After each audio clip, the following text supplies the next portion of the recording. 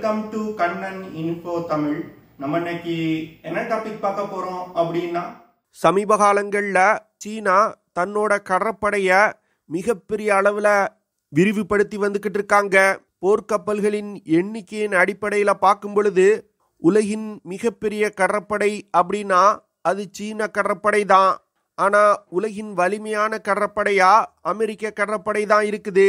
ஏன்னா அமெரிக்க கடற்படையில் பயன்படுத்தப்படும் போர்க்கப்பல்கள் மற்றும் விமானம் தாங்கி போர்க்கப்பல்களோட கேப்பபிலிட்டி நெக்ஸ்ட் லெவல்ல இருக்கும். இருந்தாலும் சீனா அமெரிக்க கடற்படையை முந்தும் நோக்கத்துல பல்வேறு திட்டங்களை செயல்படுத்தி வந்துகிட்டு இருக்காங்க. அப்படி சீனா உலகின் ஒரு வலிமையான கடற்படையா உருவெடுத்தா சவுத் சைனா சி மற்றும் இந்தியன் ஓஷன் ரீஜன்ல இருக்கக்கூடிய நாடுகளுக்கு வரும் காலத்துல பல்வேறு பிரச்சனைகள் வருவதற்கு வாய்ப்பு இருக்கு.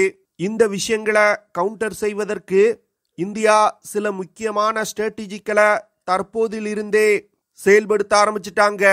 அந்த வகையில் இந்தியா சீனாவை கவுண்டர் செய்வதற்கு 2 முக்கியமான திட்டங்களை தற்போது ரகசியமாக செயல்படுத்தி வந்துகிட்டு இருக்காங்க.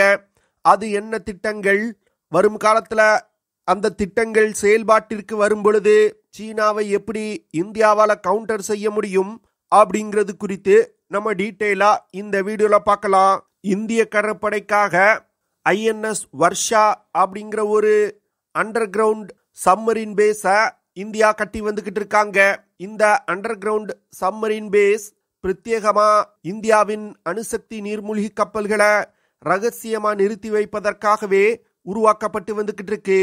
இந்த INS Varsha underground submarine base விசாகப்பட்டினத்துல இருந்து 50 கிலோமீட்டர் தொலைவில் உள்ள ராம்பில்லி அப்படிங்கிற இடத்துல இந்தியா கட்டி வந்துகிட்டு இருக்காங்க.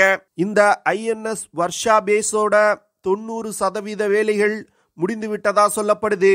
2026 இந்த சப்மரீன் பேஸ் முழு பயன்பாட்டிற்கு வர இருப்பதா தற்போது செய்திகள் வெளிவந்திருக்கு. இந்தியா கட்டி வரும் இந்த INS வர்ஷா சப்மரீன் பேஸ் ஒரு சாதாரண சப்மரீன் பேஸ் கிடையாது. முழுக்க மலைகளை குடைந்து உருவாக்கப்பட்டிருக்கு. மலைகளுக்கு அடியில பல சுரங்க பாதைகள் உருவாக்கப்பட்டு நீர்மூழ்கி கப்பல்களை நிறுத்தி வைப்பதற்கான சப்மரீன் பேஸை உருவாக்கி இருக்காங்க. இந்த சப்மரீன் பேஸை இந்தியா உருவாக்குவதற்கு முக்கியமான காரணமே இந்திய அணுசக்தி நீர்மூழ்கி கப்பல்களை ரகசியமா இயக்குவதற்காக தான். தற்போது இந்திய அணுசக்தி நீர்மூழ்கி கப்பல்கள் சாதாரண ஒரு சப்மரீன் பேஸ்ல நிறுத்தி வைக்கப்படும் பொழுது எதிரி சேட்டலைட்டுகள் அந்த நீர்மூழ்கி கப்பல்களை புகைப்படம் எடுக்குது. அது மட்டும் இல்லாம இந்திய அணுசக்தி நீர்மூழ்கி கப்பல்களோட நடமாட்டத்தை ட்ராக் செய்யறாங்க. ஆனா இந்த INS வர்ஷா கடற்படை தளத்துல இருந்து இந்திய அணுசக்தி நீர்மூழ்கி கப்பல்கள் இயக்கப்படும் பொழுது நமது அணுசக்தி நீர்மூழ்கி கப்பல்களை ட்ராக் செய்ய முடியாது. ஏன்னா இந்த கடற்படை தளம் முழுக்க அண்டர் கிரவுண்ட்ல இருக்குது.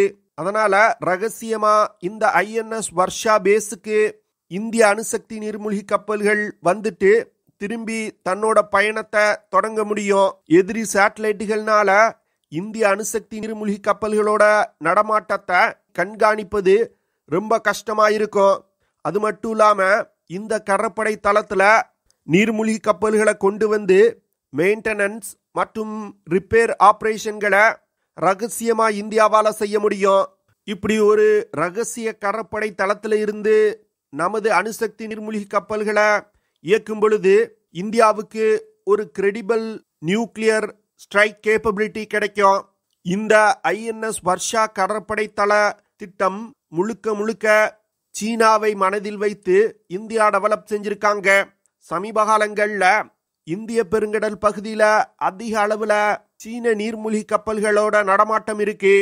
அது மட்டும் இல்லாம சீன உளவு கப்பல்களோட நடமாட்டமும் அதிகமாயிருக்கு. இந்த விஷயங்களை கவுண்டர் செய்வதற்கு தான் இந்தியா INS வர்ஷா அப்படிங்கிற இந்த கடற்படை தளத்தை அமைச்சு வந்துகிட்டு இருக்காங்க. இந்த INS வர்ஷா கடற்படை தளம் பே ஆஃப் பெங்கால் பகுதியை நோக்கி இருக்குது.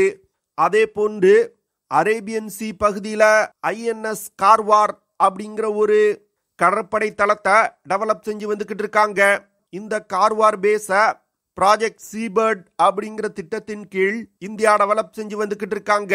இந்த ஐஎன்எஸ் வர்ஷா கடற்படை தளம் இந்தியாவுடைய நியூக்ளியர் பவர்ட் பாலிஸ்டிக் மிசைல் சப்மரீன்களுக்கு ஒரு பாதுகாப்பான இடமா இருக்க போகுது.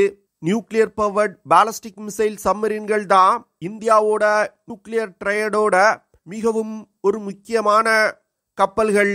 இந்த நியூக்ளியர் பவர்ட் பாலிஸ்டிக் மிசைல் சப்மரீன்களை மலையை குடைந்து உருவாக்கப்பட்ட அண்டர் கிரவுண்ட் சப்மரீன் பேஸ்ல நிறுத்தி வைப்பதன் மூலம் எதிரிகளோட சேட்டலைட் கண்காணிப்புல இருந்து தப்பிக்க முடியும். அது மட்டும் இல்லாம ஒரு யுத்த நேரத்துல எதிரிகளோட தாக்குதல்ல இருந்து நமது அணுசக்தி கப்பல்களை பாதுகாப்பதற்கும் இந்த அண்டர் கிரவுண்ட் கடற்படை தளம் உதவி செய்யும். ஏன்னா மலையை குடைந்து இந்த கடற்படை தளம் உருவாக்கப்பட்டிருக்கிறதுனால எதிரிகளோட எந்த ஒரு தாக்குதலும் நமது நீர்மூழ்கி கப்பல்களை அழிக்க முடியாது. இந்தியா ஒரு யுத்த நேரத்துல எதிரிகள் மீது முதல்ல அணு ஆயுத தாக்குதல் நடத்தாது. எதிரிகள் நமது மீது ஒரு அணு ஆயுத தாக்குதல் நடத்தினா அதற்கு பதிலடி கொடுப்பதற்காக தான் இந்தியா அணு ஆயுத தாக்குதல் நடத்துவாங்க. அந்த செகண்ட் ஸ்ட்ரைக் நியூக்ளியர் கேப்பபிலிட்டிக்கு இந்த ஐஎன்எஸ் வர்ஷா கடற்படை தளத்துல நிறுத்தி வைக்கப்பட்டிருக்க நியூக்ளியர் பவர்ட் பாலிஸ்டிக் மிசைல் சப்மரீன்கள் மிகப்பெரிய அளவுல உதவி செய்யும்.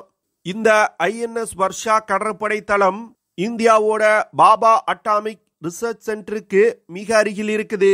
இதனால அணுசக்தி நீர்மூழ்கி கப்பல்களை மிக எளிதா இந்தியாவால மெயின்டைன் செய்ய முடியும். ஐஎன்எஸ் வர்ஷா கடற்படை தளத்தோட 90% வேலைகள் முடிந்து விட்டதா சொல்லப்படுது. கடற்படை தளத்தை ஒட்டியுள்ள வெளிப்பகுதிகளில் செய்ய வேண்டிய வேலைகள் மட்டுமே பாக்கி இருக்கு. இந்த கடற்படை தளம் மட்டும் 2026 செயல்பாட்டுக்கு வந்தா தற்போது விசாகப்பட்டினம் துறைமுகத்துல வச்சு இயக்கப்பட்டு வரும் இந்திய அணுசக்தி நீர்மூழ்கி கப்பல்கள் இந்த பேஸுக்கு மாற்றப்படும். இதனால விசாகப்பட்டினம் பேஸ்ல நிலவக்கூடிய இட நெருக்கடி பிரச்சனை சால்வ் ஆகும். இந்தியா தன்னோட அணுசக்தி நீர்மூழ்கி கப்பல்களின் எண்ணிக்கையை மிகப்பெரிய அளவுல அதிகரிச்சு வந்துகிட்டு இருக்காங்க. ஐஎன்எஸ் அரிகாந்த் மற்றும் ஐஎன்எஸ் அரிகாட் அப்படிங்கிற 2 அணுசக்தி நீர்மூழ்கி கப்பல்கள் ஏற்கனவே இந்திய கடற்படையில் இணைக்கப்பட்டு பயன்பாட்டில் இருந்து வருது. இந்த வருடத்தோட இறுதிக்குள் ஐஎன்எஸ் அரிதாமன் அப்படிங்கிற 3வது அணுசக்தி நீர்மூழ்கி கப்பலை இந்திய கடற்படையில இணைக்க போறாங்க. இந்த ஐஎன்எஸ் அரிதாமன் நீர்மூழ்கி கப்பல் 7000 டன் எடை கொண்டது. இந்த நீர்மூழ்கி கப்பலோட சிறப்பம்சம் என்னன்னா ஒரே நேரத்துல 12 K4 சப்மரீன் லான்ச் பாலிஸ்டிக் மிசைல்களை எடுத்து சென்று தாக்குதல் நடத்த முடியும். இந்த K4 சப்மரீன் லான்ச் பாலிஸ்டிக் மிசைல்னால 3500 கிலோமீட்டர் தூரத்துல உள்ள இலக்குகளை மிக துல்லியமா தாக்க முடியும். இது இந்திய கடற்படையோட அணு ஆயுத தாக்கும் திறனை மிகப்பெரிய அளவுல உயர்த்தும். தற்போது இந்திய கடற்படையில் பயன்பாட்டில் உள்ள ஐஎன்எஸ் அரிகாந்த் மற்றும் ஐஎன்எஸ் அரிகாட் அணுசக்தி நீர்மூழ்கி கப்பல்கள்னால 4 K4 சப்மரீன் லான்ச் பாலிஸ்டிக் மிசைல்களை மட்டுமே எடுத்து செல்ல முடியும். அதனால ஐஎன்எஸ் அரிதாமன் நீர்மூழ்கி கப்பல் இந்திய கடற்படையில் இணைக்கப்படுவது இந்தியாவோட நியூக்ளியர் ஸ்ட்ரைக் கேப்பபிலிட்டிக்கு மிகவும் ஒரு முக்கியமான விஷயமா பார்க்கப்படுது. அடுத்து நவம்பர் 2024 4வது அணுசக்தி நீர்மூழ்கி கப்பலையும் இந்தியா சீக்கிரட்டா லான்ச் செஞ்சிருக்காங்க. இந்த 4வது அணுசக்தி நீர்மூழ்கி கப்பலும் 2026 இல்லைன்னா 27வது வருடத்துக்குள் இந்திய கடற்படையில கமிஷன் செய்யப்படும். இதன் மூலமா கூடிய விரைவில் இந்தியா ஒரே நேரத்துல 4 நியூக்ளியர் பவர்ட் பாலிஸ்டிக் மிசைல் சப்மரீன்களை இயக்குவாங்க. அடுத்து அட்வான்ஸ் டெக்னாலஜி வெசல் ப்ராஜெக்ட் அப்படிங்கிற திட்டத்தின் கீழ் இந்தியா ரகசியமா ஒரு நீர்மூழ்கி கப்பலை உருவாக்கி வந்துகிட்டு இருக்காங்க. இந்த ப்ராஜெக்ட்ல தற்போது இந்திய கடற்படையில் பயன்பாட்டில் உள்ள நீர்மூழ்கி கப்பல்களை விட 2 மடங்கு பெரிய அணுசக்தி நீர்மூழ்கி கப்பல்களை இந்தியா உருவாக்க போறாங்க. அதாவது S5 அப்படிங்கிற ஒரு அணுசக்தி நீர்மூழ்கி கப்பலை டெவலப் செஞ்சு வந்துகிட்டு இருக்காங்க. இந்த அணுசக்தி நீர்மூழ்கி கப்பல்கள் 13,500 டன் எடை கொண்டது. இந்த அணுசக்தி நீர்மூழ்கி கப்பல்கள் தற்போது அமெரிக்க கடற்படையில பயன்பாட்டில் உள்ள பாரக்யூடா கிளாஸ் நியூக்ளியர் பவர்ட் சம்மரீன்களுக்கு நிகரான ஒரு அணுசக்தி நீர்மூழ்கி கப்பல் அப்படின்னு சொல்லப்படுது. அதனால வரும் காலத்துல இந்தியாவோட நியூக்ளியர் ஸ்ட்ரைக் கேப்பபிலிட்டி மிகப்பெரிய அளவில் அதிகரிக்கும். அடுத்து இந்திய அரசாங்கம் 2 நியூக்ளியர் பவர்ட் அட்டாக் சம்மரீன்களை உருவாக்குவதற்கு சமீபத்தில் ஒப்புதல் கொடுத்திருக்காங்க. கிட்டத்தட்ட 40,000 கோடி ரூபாய் செலவுல இந்த அணுசக்தி நீர்மூழ்கி கப்பல்கள் உருவாக்கப்பட உள்ளது. இந்தியா உருவாக்கும் இந்த நியூக்ளியர் பவர்ட் அட்டாக் சம்மரீன்கள் 9,800 டன் எடை கொண்டதா இருக்கும். இந்த நியூக்ளியர் பவர்ட் அட்டாக் சம்மரீன்கள் பிரத்யேகமா எதிரி எல்லைக்குள் அதிவேகமா நுழைந்து தாக்குதல் நடத்துவதற்காக டெவலப் செய்யப்பட்டு வந்துகிட்டு இருக்கு. குறிப்பா கன்வென்ஷனல் மிசைல்களை பயன்படுத்தி எதிரிகளை தாக்குவதற்காக உருவாக்கப்பட்டு வந்துகிட்டு இருக்கு. அது மட்டும் இல்லாம ஒரு ஏர்கிராஃப்ட் கேரியர் பேட்டில் குரூப்ல இந்த நியூக்ளியர் பவர்ட் அட்டாக் சம்மரீன்கள் மிகவும் ஒரு முக்கியமான ரோலை பிளே பண்ணும். குறிப்பா ஏர்கிராஃப்ட் கேரியர்களை எஸ்கார்ட் செஞ்சு எடுத்து செல்லும் விஷயத்துல இந்த நியூக்ளியர் பவர்ட் அட்டாக் சம்மரீன்கள் உதவி செய்யும். இந்தியாவோட ஈஸ்ட் கோஸ்ட்ல ஐஎன்எஸ் வர்ஷா கடற்படை தளம் அமைக்கப்பட்டிருக்கு. இந்தியாவோட வெஸ்ட் கோஸ்ட்ல கர்நாடக மாநிலத்துல கார்வார் கடற்படை தளம் அமைக்கப்பட்டு வந்துகிட்டு இருக்கு. 1999 இந்தியா போக்ரான்ல நியூக்ளியர் டெஸ்ட் நடத்திய பிறகு இந்த கடற்படை தளத்தோட ஃபர்ஸ்ட் ஃபேஸ் தொடங்கப்பட்டது. அதற்கு பிறகு 2005 செகண்ட் ஃபேஸ் தொடங்கப்பட்டது. கிட்டத்தட்ட 20,000 கோடி ரூபாய் செலவு செய்து இந்த கார்வார் கடற்படை தளத்தை இந்தியா மிகப்பெரிய அளவில் டெவலப் செஞ்சிருக்காங்க. கார்வார் கடற்படை தளத்தோட வேலைகளும் தற்போது முடிவடையும் தருவாயில இருக்குது. இந்த கடற்படை தளம் மட்டும் கட்டி முடிக்கப்பட்டால் ஆசியாவிலே மிகப்பெரிய கடற்படை தளமாயிருக்கும். கார்வார் கடற்படை தளத்துல கிட்டத்தட்ட 50 போர்க்கப்பல்கள் மற்றும் 40 நீர்மூழ்கி கப்பல்களை இந்தியாவால நிறுத்தி வைக்க முடியும். அது மட்டும் இல்லாம இந்த கடற்படை தளத்திற்கு அருகில் ஒரு ஏர்பேஸையும் இந்தியா உருவாக்கி வந்துகிட்டு இருக்காங்க. கிட்டத்தட்ட 3000 ஃபீட் நீளம் கொண்ட ரன்வே உருவாக்கப்பட்டு வந்துகிட்டு இருக்கு. இதுல இருந்து கடற்படை விமானங்கள் இயக்கப்படும். கார்வார் துறைமுகத்துல அதிநவீன ரடார்கள் மற்றும் கம்யூனிகேஷன் சிஸ்டங்களை இந்தியா நிலைநிறுத்தி இருக்காங்க. இதன் காரணமாக இந்திய கடற்படையால இந்த பகுதியில சர்வேலன்ஸ் மற்றும் ரெக்கனேஷன் ஆபரேஷன்களை கேரி அவுட் செய்ய முடியும். தற்போது இந்தியாவோட வெஸ்டர்ன் நேவல் கமாண்டோட போர்க்கப்பல்கள் மும்பை துறைமுகத்துல இருந்து இயக்கப்பட்டு வந்துகிட்டு இருக்கு. இந்த துறைமுகத்துல இட நெருக்கடி பிரச்சனை இருக்கு. அதனால இந்த புதிய கார்வார் துறைமுகம் பயன்பாட்டிற்கு வரும் பொழுது இட நெருக்கடி பிரச்சனை சால்வ் ஆகும். இந்தியாவோட இந்த நியூக்ளியர் சப்மரின் இன்ஃப்ராஸ்ட்ரக்சர் டெவலப்மெண்ட் பாகிஸ்தானை மனதில் வைத்து செய்யப்பட்டது கிடையாது. முழுக்க முழுக்க சீன கடற்படையை கவுண்டர் செய்யும் விதத்துல இந்தியா டெவலப் செஞ்சு வந்துகிட்டு இருக்காங்க.